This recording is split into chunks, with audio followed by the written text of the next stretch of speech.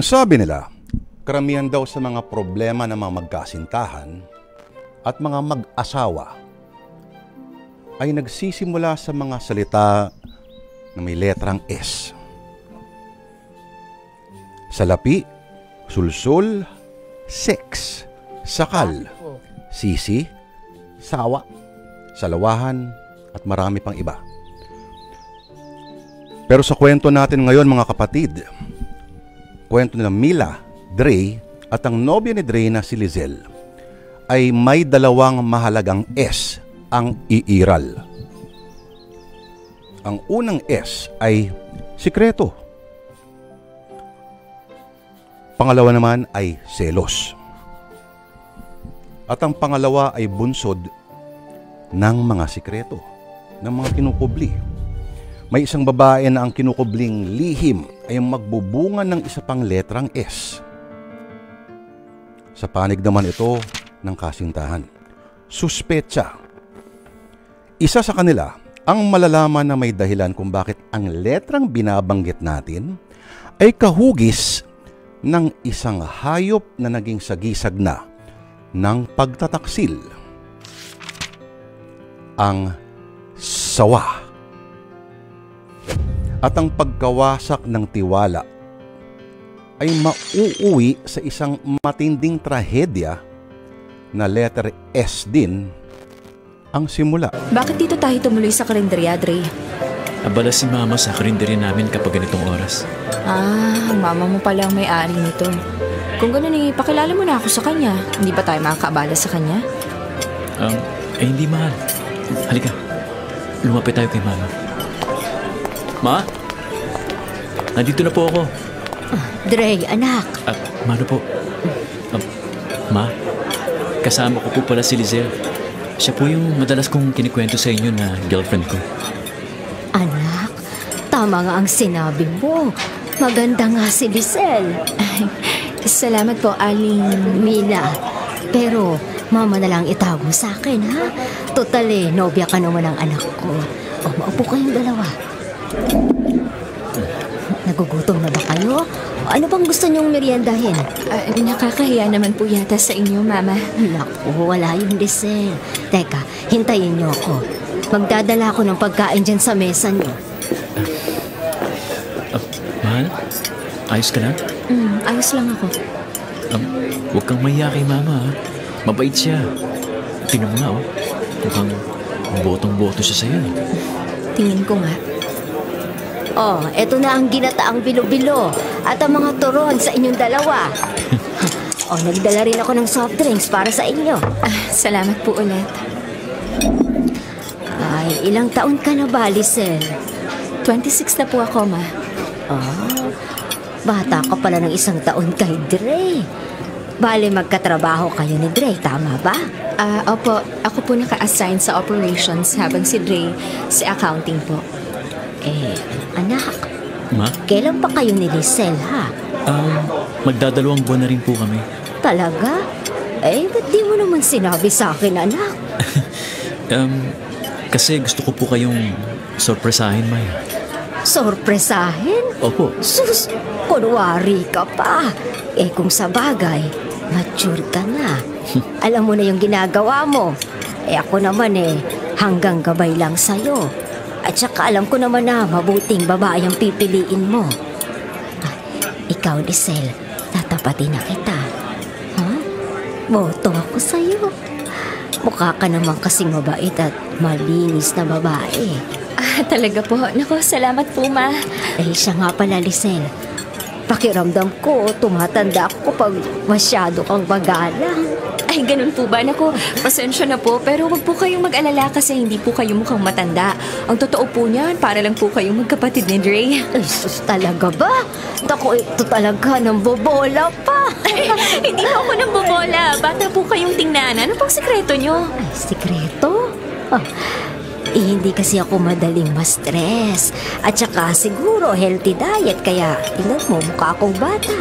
At saka masayahin akong tao. Kaya Hindi pa kita yung mga wrinkles ko sa mukha. Alam niyo po, Aling Mila, maganda kayo. Kaya po pala gwapo si Dre. May pinagmanahan. Ay, salamat anak ka. Salamat, Lisel. At na-appreciate mo ang beauty ko. Dre, hindi ka nagkamali sa pagpili kay Lisel bilang nobya mo.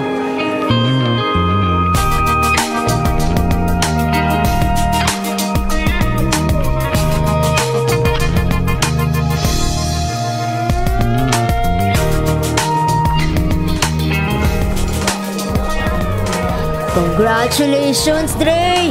Dahil sa wakas, may nagusto ng mama mo para sa'yo. Oh, cheers! Cheers. Sa totoo lang, nagtataka ako kay mama eh. Alam mo dati kasi kapag nagdala ako ng babae sa bahay, nakasimangot siya agad. Tapos katakot-takot na parinig kay mama ang inaabot ng mga ex ko. Pero nung silisal na ang dinala ko, aba, for the first time Bajora, naging mabait si mama. Hindi siya nagparinig at silent. Puro papuri narinig ko sa kanya. Baka si Lisel na talagang babae na katakda para sa'yo, pre. Siguro nga. Kasi siya lang ang bukod tangi nakakuha ng approval ni mama eh. Para sa akin, okay naman si Lisel. Pero Dre, wala ka pang napapansing kakaiba dyan sa girlfriend mo, ha? Kakaiba? Bakit? Ano bang napapansin mo sa kanya? Kung ang mga bakla madaling makaamoy, di ba? Yung mga lalaking paminta. Syempre, kami rin mga tomboy. Nakakaamoy din kami ng kapwa namin. So parang sinasabi mo sa akin na tomboys si Lisel? Ka magagalit pare, pero parang gano'n na nga. Boys lang si Lisel. Paano hindi magiging boys ang kilos niya sa 7 magkakapatid? Siya lang yung babae.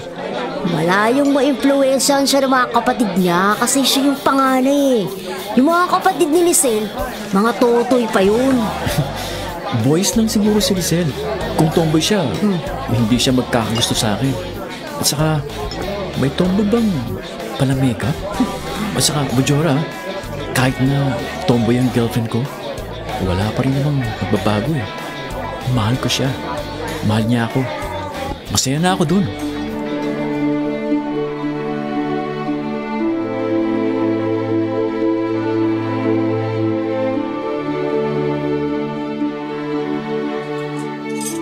Buti naman at nagpauna ka sa imbitasyon ko na dito ka naman ang halian sa amin. Salamat po ulit, Ma. Grabe, ang sarap niyo po talagang magluto. Nakakalimutan ko po tuloy na jeta ako. Talaga? Nagjijeta ka pa sa lagay na yan? Tingnan mo nga, ang sexy-sexy mo na nga eh. Kayo rin, Ma. Kayo talaga yung pinakamagandang babae na nakilala ko. Nako, binola mo na naman ako. Hindi po talaga ako nang bobola. Kaya gustong-gusto kita eh. Alam niyo, Ma, Lisel, ang sarap niyong pagmasdan. Daig niyo pang magnanay sa sobrang close sa isa't isa eh. Siguro naman po, Ma, walang problema sa inyo kung sasabihin kong tinanggap na ni Lisel yung proposal ko na maging asawa niya. Talaga? Naku, yun ang pinakamagandang desisyon na ginawa niyo. Panahon na para lumagay kayong pareho sa tahimik. Basta Lisel ha, botong-boto talaga ako sa'yo para maging asawa ni Dre. Lisel, mahalin mo si Dre tulad ng pagmamahal na ibinigay ko sa kanya. Kahit na hindi ko siya tunay na anak pinaglaanan ko siya ng panahon para lumaki siyang mabuting tao. Makakaasa po kayo sa akin, Ma. Pinapangako ko po sa inyo na mamahalin ko ng tapat ang anak niyo. Ma, salamat po ng marami kasi hindi ko mararating ang kinatatayuan ko ngayon kung hindi dahil po sa inyo.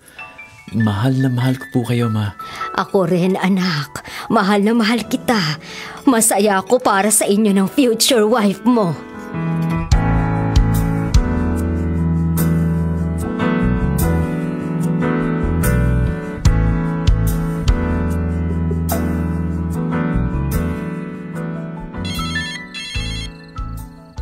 Hello? Hello? Sino to? Hello? Ano ba? Nanloloko ka ba, ha? Kung wala kang magawa, iba na lang lokohin mo, wag ako. Lisel. Alvin? Bakit ka tumawag? Anong kailangan mo? Gusto lang naman kitang kumustahin. Balita ko kakasal ka na kay Dre. Hindi kayo pwedeng magpakasal. Alvin, ilang beses ko bang sasabihin sa'yo na tigilan mo na ako? Hindi ako titigil hanggat hindi kita nababawi mula kay Dre. Hindi kita mahal, Alvin. Kahit kailan, hindi kita minahal. Nagparaya ako nun dahil sinabi mo sa akin na hindi ka magmamahal. Pero ano to? Anong ginawa mo? Nagbago na ako, Alvin. Bakit siya pa? Bakit hindi na lang ako ang minahal mo? Please naman, Alvin. Respeto mo naman yung desisyon ko. Mahal ko si Dre. At siya lang ang lalaking mamahalin ko. Wala nang iba.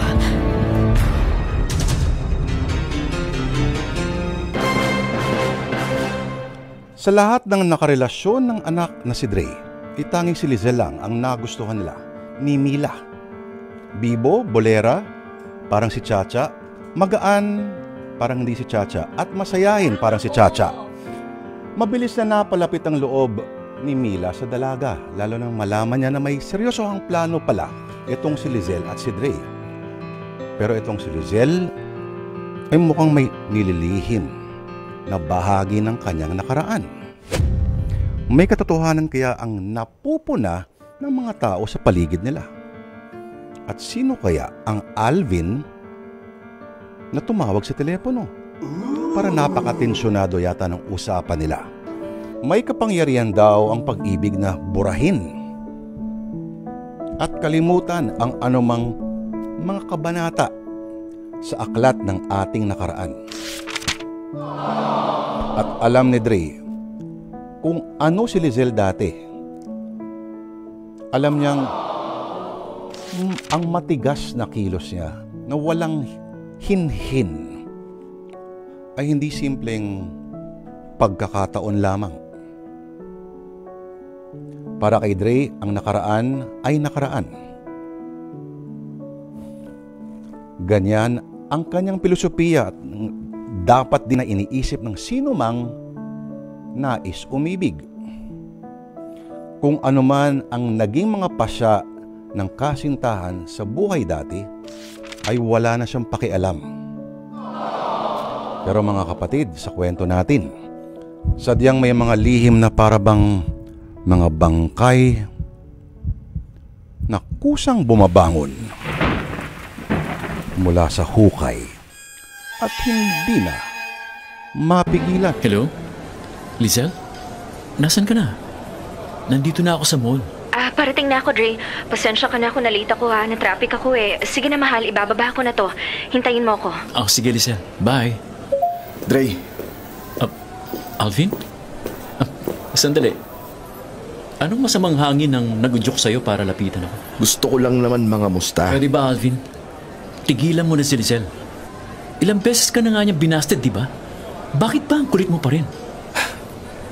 Gano'n ka kasigurado na mahal ka talaga ni Lizelle? At ano namang paandar yan, ha?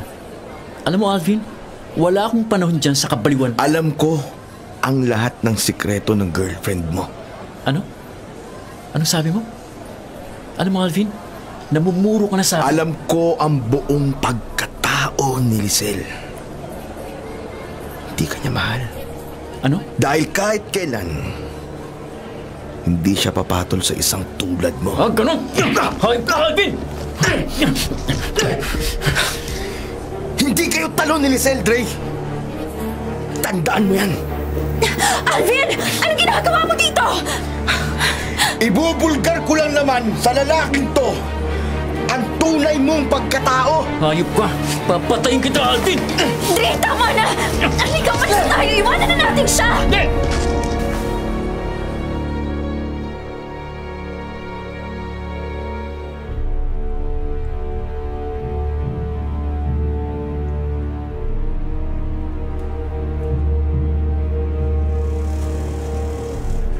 Manang driver, sa Deparo lang kami. Dre, mahaba-haba pang biyahe natin. Kaya umidlip ka muna. Mukhang pagod na pagod ka eh. Lizelle, may nakaraan ba kayo ni Alvin? Siyempre wala. Kahit kailan hindi kami nagkaroon ng relasyon ni Alvin. Eh, ano yung sinasabi niyang alam niya ang mga sekreto mo? Nagpapaniwala ka naman sa lalaking yun. Dre, wala akong tinatagong sikreto. Yung narinig mo mula kay Alvin, sinasabi niya lang yun para manggulo sa atin. Alam mo namang ni minsan hindi ko pinansin ang pangungulit at panliligaw niya sa akin eh. Hindi ko kasi siya mahal. Dre, ikaw lang yung lalaking minahal ko. Teka, nagdududa ka ba sa akin, mahal? Hindi. Bakit naman ako magdududa sa'yo? Nararamdaman ko kasi na parang iniisip mo pa yung sinasabi ni Alvin sa'yo. Iniisip ko lang kung paano ko siya patitigilin sa panggugulo sa atin eh. Malapit na kasi tayong ikasal, Lizelle. Huwag na nating isipin si Alvin. Hindi natin siya dapat katakutan at kahit anong gawin niya, hindi niya ako maaagaw sa'yo.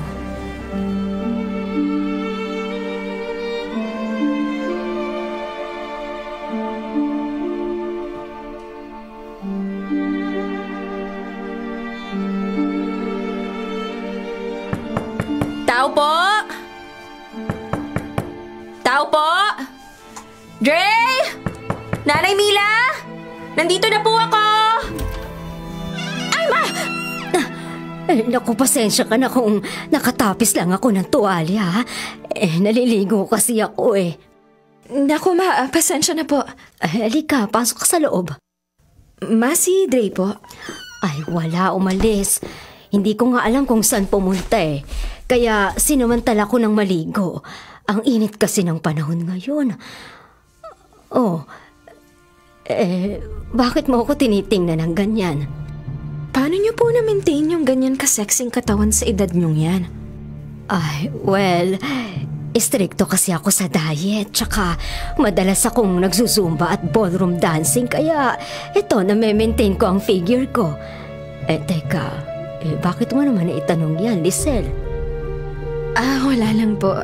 Curious lang ako. Ikaw ha, Lizelle ha? Baka naman type mo ko. Kaya talaga, ma? Umamin ka nga sa akin. Tomboy ka ba? Bakit yun naman po nasabi yan, ma? Mukha po ba akong tomboy? Kung kumilos ka kasi parang hindi ka babae. Para bang mas lalaki ka pa kesa kay Dre. Ano, Lizelle? Tomboy ka ba o hindi?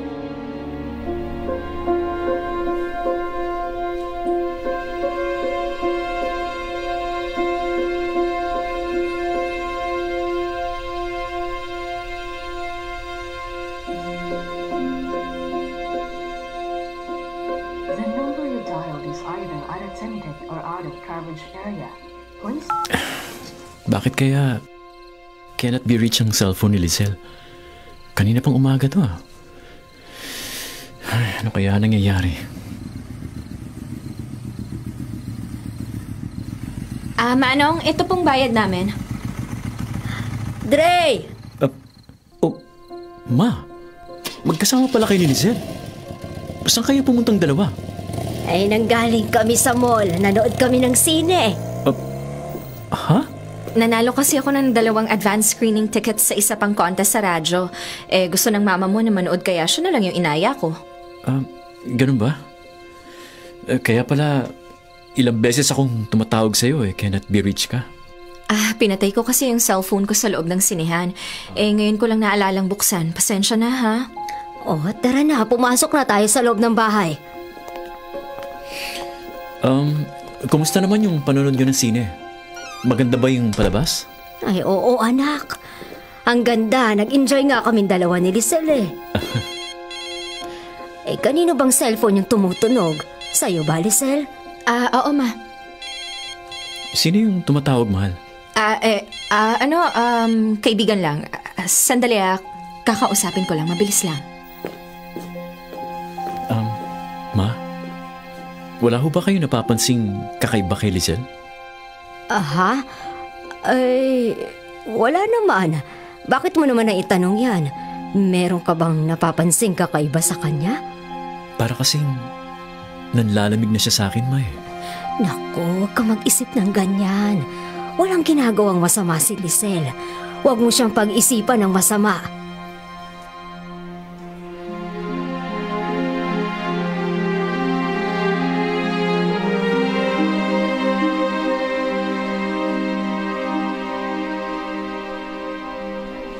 Lizelle! Lizelle! Sandali lang, Lizelle! ba? Bakit ka ba ganyan? Bakit mo ako palaging iniiwasan, ha? May problema ka ba sa akin? May ginawa ba akong kasalanan? Alam mo, kung may problema ka sa akin, sabihin mo naman, oh. Huwag mo naman akong pagmukhaing tanga. Wala akong problema. Eh, bakit ganyan ka makasagot sa akin? Galit ka ba? Siloso ka kasi masyado. Maliit na bagay pinapalaki mo. Eh, paano hindi ako mapaparaning sa'yo? Eh, kakaiba yung mga kinikilos mo nito mga nagdaang araw, eh. Ibang-iba ka na, Lizelle. Hindi ko gusto yun. Panlalamig mo sa akin. Eh, hindi ka ba masaya kapag kasama mo ako? Ano pa bang gusto mong gawin ko para manumbalik yung init sa relasyon natin? Dre, please. Tanggalin mo na sa isip mo na niloloko kita. Kaya lang ako ganito kasi may problema sa pamilya ko. Kung nagkukulang man ako sa'yo, babawi na lang ako sa'yo sa susunod. Huwag ka na magtampo sa akin, Dre. Okay, sige. Hindi na ako magtatampo. Sige na, papasok na ako sa trabaho. Wait. Susunduin kita mamaya. Huwag na. Ha? Te-text na lang kita kapag nakauwi na ako sa bahay. Okay. Sige. Sige.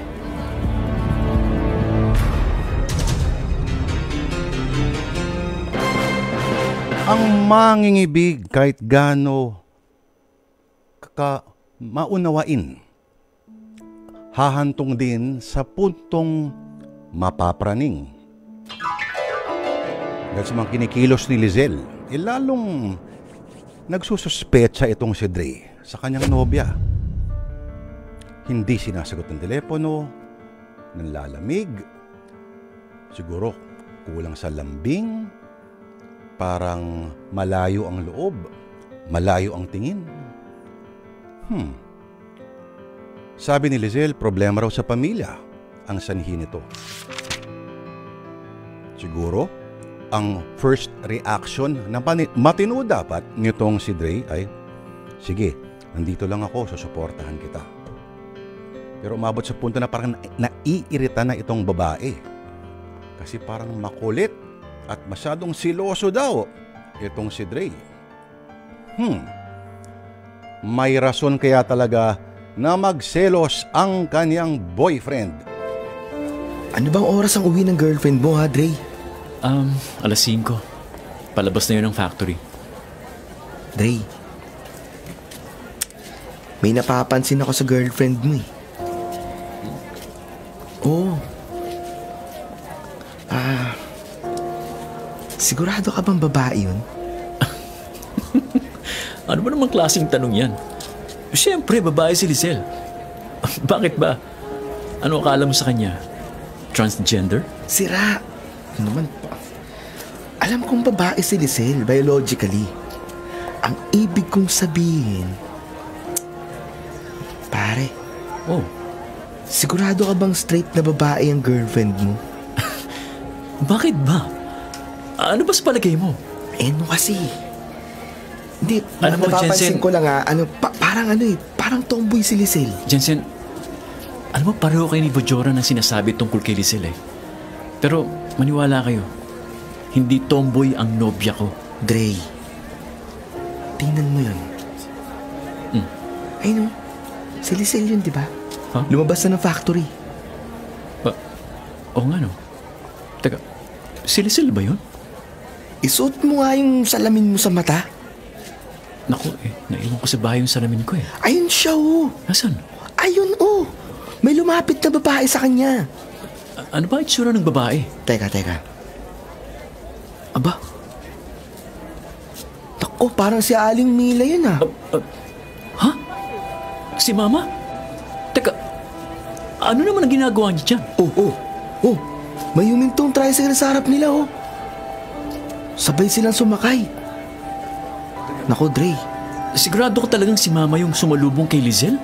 Oo. Sigurado ako. 101%. Teka, ano naman kayang gagawin ni Mama at Lizelle? Saan kaya sila pupunta?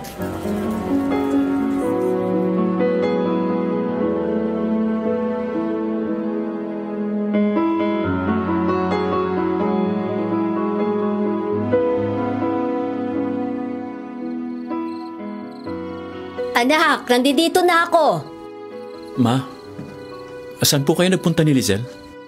Ha? Nakita ko po kasi kayo na sinundo niyo si Lizelle doon sa factory kanina. Ayun ba? Ano kasi, may usapan kasi kami na magzuzumba pagkatapos ng trabaho niya. Ganun po ba? Oo. Ma, wala po ba talaga kayong napapansing kakaiba kay Lizelle? Wala naman. Bakit? Sabi po kasi sa akin ni Vojora, may pagkatomboy daw si Lizelle. Ay, siguro nga. Kilos lalaki kasi ang nobya mo. Pero hindi tomboy si Lizelle. Isipin mo ha, magkakagusto ba siya sa'yo? Ha? Kung tibo siya? Teka, bakit mo naman iniisip yan, anak? Wala po. Wala naman po, Ma.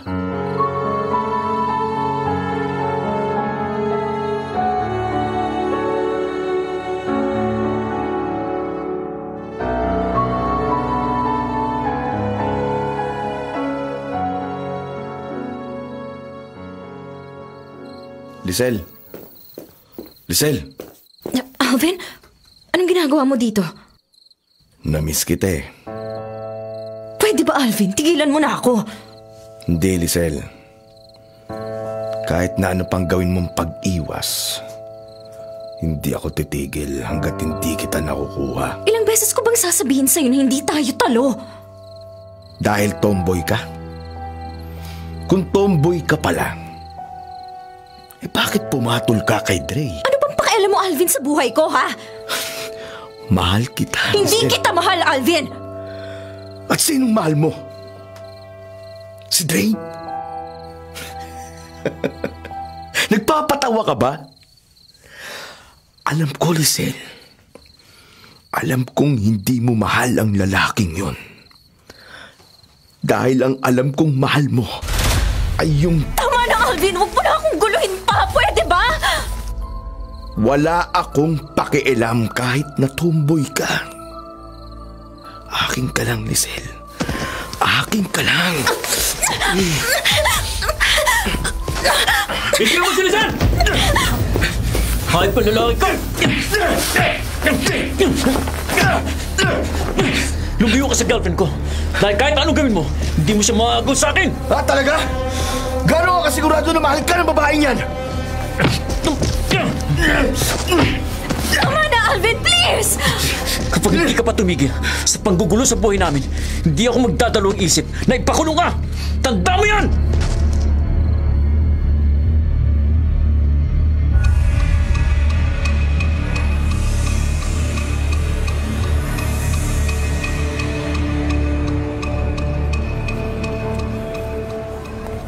Nandito na tayo, Dre. Nga pala, wag mo na akong sunduin. Bakit naman? Basta. May tinatago ka ba sa akin? Wala. Bakit mo naman ako pinag-iisipan ng masama? Hindi naman sa pinag-iisipan kita. Pwede ba, Dre? Itigil mo na yung mga pagdududa mo sa akin. Wala akong ginagawang masama. Well, sana lang talaga, Lizelle. Sana lang talaga at totoo yung sinabi mong hindi mo mahal si Alvin. Teka, iniisip mo ba na may relasyon kami ni Alvin? Siya lang naman ang pwedeng maging dahilan kaya nagbago ka ng pakikitungo sa... Alam mo, Dre, wala akong panahon sa mga kadramahan mo. Diyan ka na nga.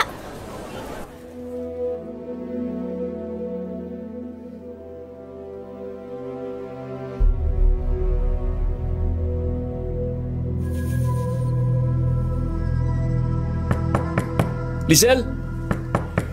Lizelle? Nandyan ka ba? Lizelle? Wala yata si Lizelle sa bahay niya. Malas talaga. Naiwan ko pa kasi yung cellphone ko sa kama. Madali ko eh. Pero imposible eh. Ganitong oras ang uwi niya. At saka hindi nakapadlock ang pinto niya. Ibig sabihin, nandito lang sa loob si Lizelle. Teka. Lizelle? Lizelle? Teka. Nasa loob nga si Lizelle. Sandali. Parang baka punta nga sa likod bahay niya. Teka. Parang may narinig akong kaluskos sa kwarto ni Lizelle. Sandali, masilip nga sa bintana.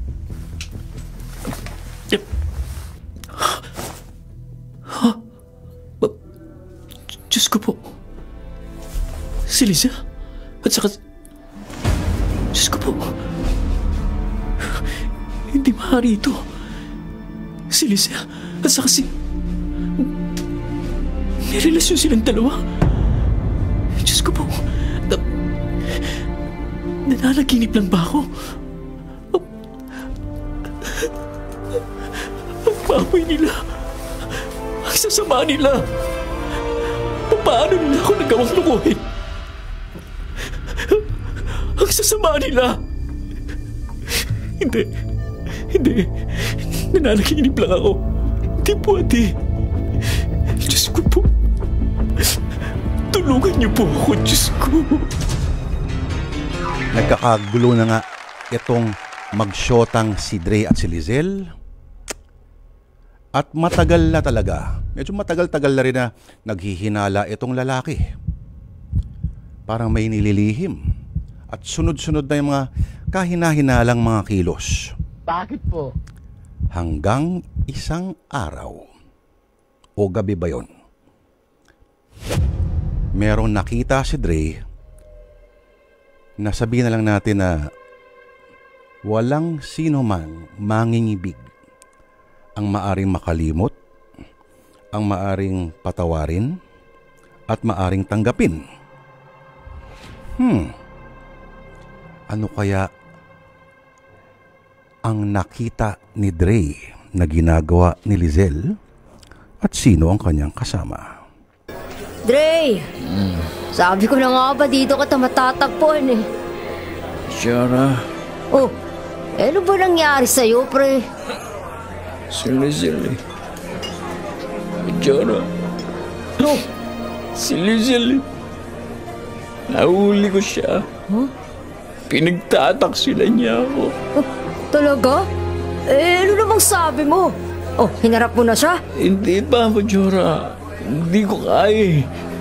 Huwag mong sabihin sa akin na hayaan mo na lang siyang lokohin ka niya. Teka, sino ba yung kasama niya? Majora, tama ka.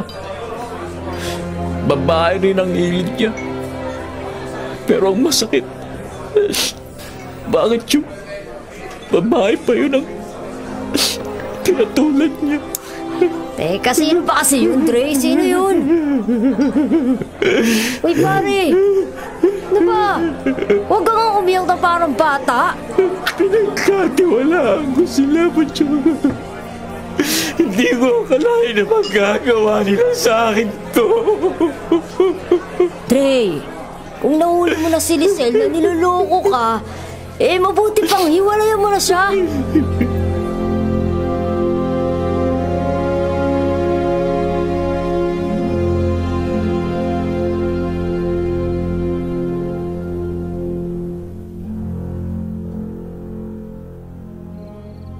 O ano, Dre? Haharapin mo na ba yung magaling mong girlfriend, ha? Oo, Majora. Hindi ko na kaya pang tiisin yung pangaliwa nila sa akin. Masakit sa akin ang lahat kasi dalawang mahalagang tao sa buhay ko ang nagtraidor sa akin. Teka lang. Kasi sino ba kasi yung babaeng kinalolokohan ng girlfriend mo, ha? Sabihin mo kasi, ano ba? Diyos ko po. Sana lang makaya ko po silang harapin. Tulungan niyo po ako.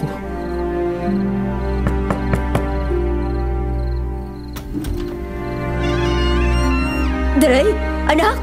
Mila, sino yan? Ang bababoy niyong dalawa! Dre, anong ginagawa mo? Nasurpresa ka ba, Hanisel? Naka-istorbo ba ako sa paglalampungan yung dalawa? Dre, magpapaliwanag ako. Alam ko na ang lahat. Matagal ko nang alam ang totoo! Anak, patawarin mo kami. Hindi pa kayo nabababuhin sa mga sarili niyo, ha? Ano? Kumusta naman kasiping si Mama, ha? At ikaw, Ma? Bakit sa dinami-rami ng tomboy na pwedeng patulan, bakit yung girlfriend ko pa? Patawad, anak. Nahuli ko kayo nagsisiping na dalawa nung isang araw. Halos magunaw ang mundo ko noon dahil sa nakita ko. Ang sakit sa akin. Ang sakit kasi yung sarili ko pang inang nanloko sa akin. Dre, anak, siguro nga nakita mo kaming nagsisiping, pero wala kaming relasyon. Ano sabi niyo ba? Wala kayong relasyon? Ibig sabihin, for fun lang ang lahat ng ito, Ma? Dahil dyan sa sinabi mo, Ma, nawalan ako ng respeto sa inyo. Nakakahiya ka pa, Isak mo! Wala ka pa rin karapatang husgahan ng pagkatao ko! Sige, uwi na ako sa bahay. Magsiping kayo hanggat gusto nyo. Pero hetong tatandaan nyo, nandidiri ako sa inyong dalawa. Hindi ko kayo mapapatawad. At ikaw, Lizel, maghiwalay na tayong dalawa!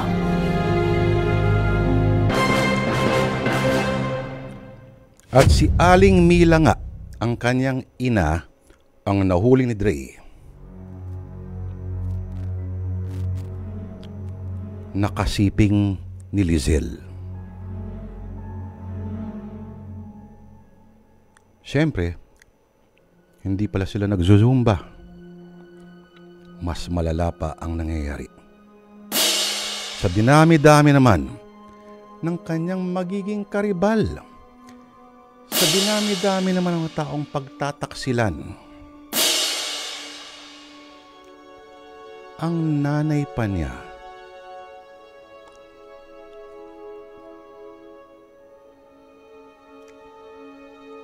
ano na ngayon ang gagawin ni Dre?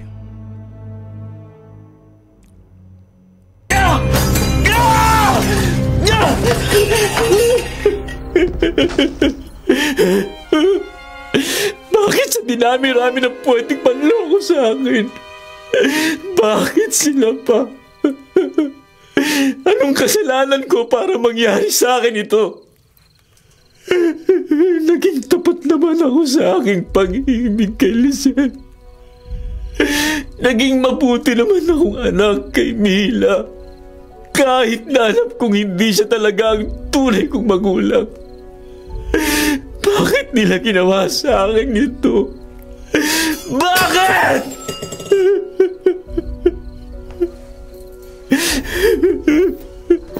Dre. Anong ginagawa mo rito? Umalis ka. Hindi kita kailangan. I'm sorry. Lizel, bakit? Bakit mo ginawa sa akin ito? Anong kasalanan ko sa'yo para lokohin at saktan mo ako ng ganito? Sabihin mo sa akin! Naging masama ba ako sa'yo? Ano ba ang pagkukulang ko sa'yo para pagtaksilan mo ako? Walang problema sa'yo. Ako, Dre. Ako yung problema. Kung hindi mo pala ako kayang mahalin, sana sinabi mo agad sa akin. Tatanggapin ko naman na hindi tayo magiging talo kesa lesbian ka pala. At saka, Lizel, ang dami namang babae dyan na pwede mong ipalit sa akin. Bakit yung nanay ko pa? Sa totoo lang, Dre, kaya kita sinagot noon kasi yung buong akala ko mababago ng pag-ibig mo yung pagkatao ko eh. Oo, muntik na akong mapabalik loob sa pagiging babae. Pero nakilala ko si Mila. At doon ko na-realize na hindi ko pala kayang baguhin ang pagkatao ko. Dre, kahit anong gawin ko, ipinanganak akong tomboy. At mamamatay akong tomboy. Sana matanggap mo kung ano talaga ako. Hindi mo na ba talaga ako kaya mahalin, Lizel? Alam mo, handa akong kalimutan ang mga nakita ko. Handa akong patawarin ka. Sabihin mo lang sa akin na mahal mo ako at babalik ka na sa akin. Sorry, Dre. Pero buo na talaga ang desisyon ko. Si Mila ang pinipili ko. Sana irespeto mo ang desisyon ko.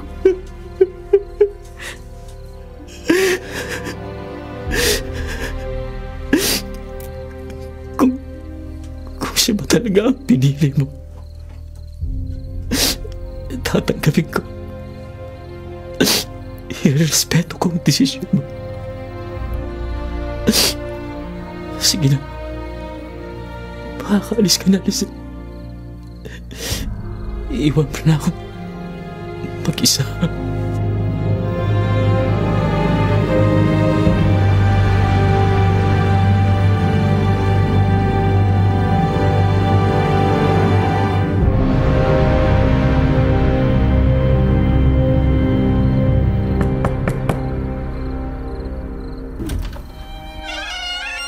Dre, nabisita ka. Gabing-gabi na. Jensen, pasensya ka na kung naistorbo pa kita.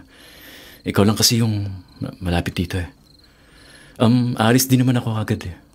Huwag ka mag-alala. Ayos ka lang ba, Dre? Ayos lang ako. Jensen, Oh, itong lubid na nakarolyo dito sa bintana mo, gagamitin mo pa ba to? hindi na. Bakit? Peram lang. Kailangan ko lang kasi. Ganun ba? O sige. Kunin mo na lang dyan. May kailangan ka pa ba? Wala na. Ito lang. Sige, Jensen. Alis na ako. Sige.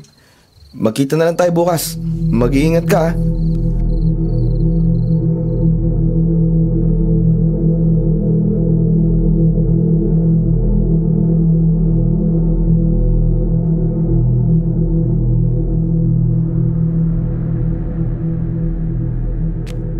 Hindi ko matawagan ng cellphone ni Dre. Cannot be reached ang cellphone niya, Lisel. Baka nasa inuman lang si Dre, kasama sina Jensen at Vojora. Tinawagan ko na si Vojora. Hindi raw niya kasama si Dre. Hindi ko naman alam ang cellphone number ni Jensen. Alam kong kinakabahan ka kay Dre, pero kalma lang. Nagpapalipas lang yun ng galit sa atin. Sa totoo lang, Lisel, nakokonsensya ako sa ginawa ko sa anak ko. Sobra siyang nasaktan sa ginawa nating pagtataksil sa kanya. Naiintindihan ko yun, pero kailangan nating gawin yun, Mila. Nagmamahalan tayong dalawa. Matatanggap din ni Dre ang totoo at makaka-move on din siya. Sana nga, Lisel. Hindi ko talaga maalis ang kaba ko. Naroon kasi yung pag-aalala ko na baka may nangyari ng masama sa anak ko. Mila, walang masamang mangyayari kay Dre. Hindi siya pababayaan ng Diyos.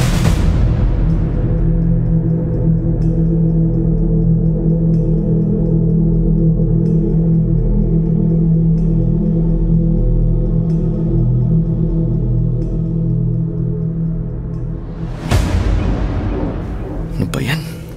Bakit kaya hindi maalis ang kaba ko? Ano kayang gagawin ni Dre dun sa lubid na hiniram niya sa akin? Diyos ko po. Baka may gagawing masama si Dre dun, ha?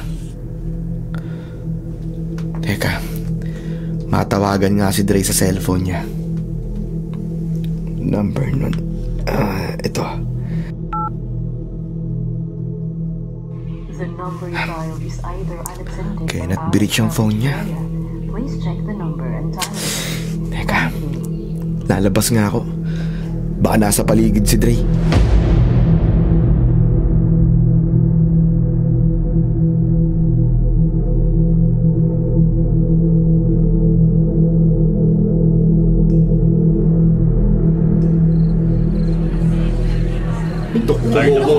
Ano ba nangyari? Bakit ito ba nagbigti? Ako. Siguro ang problema niya. Kawawa naman. Ako naman o. Ano kaya ang pinagkakaguluhan ng mga tao dun sa bakanting lote? Ay, no. Ano meron doon sa puno ng mangga? Tabi. Teka, excuse me po. Excuse me. Oh. Tabi. May nagpakamatay pala ngayon sa pamamagitan ng pagbibigti sa puno ng mangga. Sandali. Diyos ko po. Si Dre! Si Dre! Nagbigti ang kaibigan ko!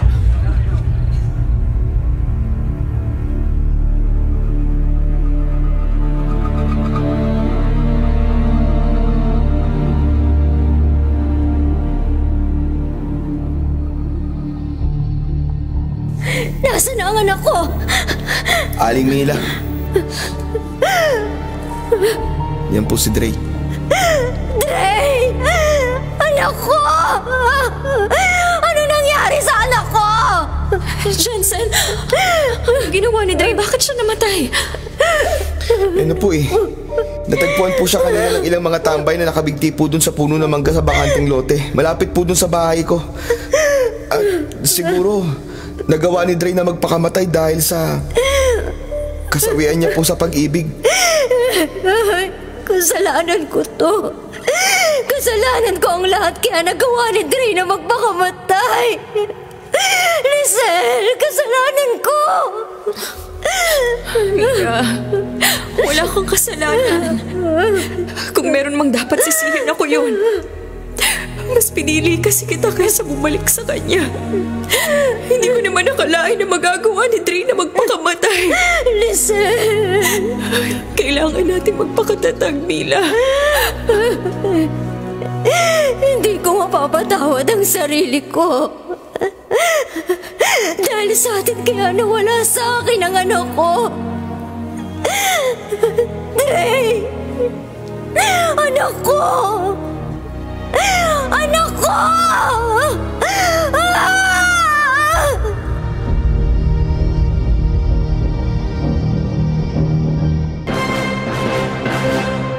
Paunawa lamang mga kapatid, sa sino mang may pinagdadaanan, sa sino mang kasalukuyang hinahamon at sinusubok ng kapalaran, sa sino mang lugmok na sa labis-labis sa kalungkutan at kasawian at nasa bingit na po ng pagsuko, tandaan po natin na laging may handang makinig sa iyo.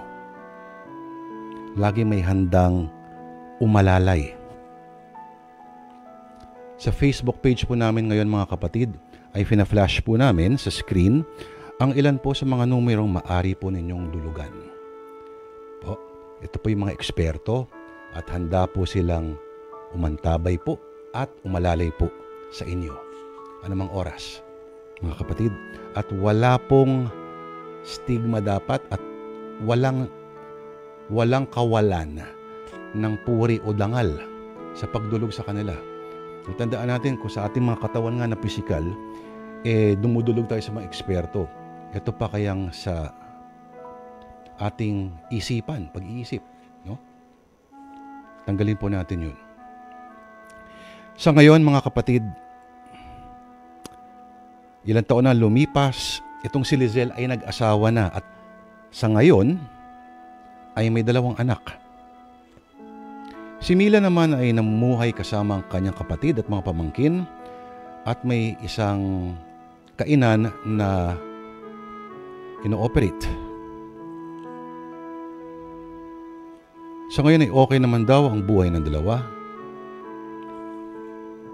Pero hindi pa minsan-minsan tuwing sila ay mag-isa na lamang at napapaligiran ng katahimikan, inuusig pa rin sila ng kanilang konsensya. Ilang pagsisisi ay lagi nasa huli. At dito po nagtatapos ang kwento natin ngayon mga kapatid na pinamagatang Inagaw na Sandali, isang dulang pangradyong sinulat ni Chris Nasenga sa direksyon ni Eric Galvez at Jojo Galvez. Ang mga voice actors po natin bilang si Alvin at Jensen, si Blair Arellano, bilang si Bojora at si Nanay Mila, si Miss Marjorie Innumerable, bilang si Lizelle, si Cindy May Bacena, at bilang boses ni Dre, ang supremo ng mga voice actors mga kapatid na tinatawag si Alex Agkawili. Maraming salamat po sa inyo.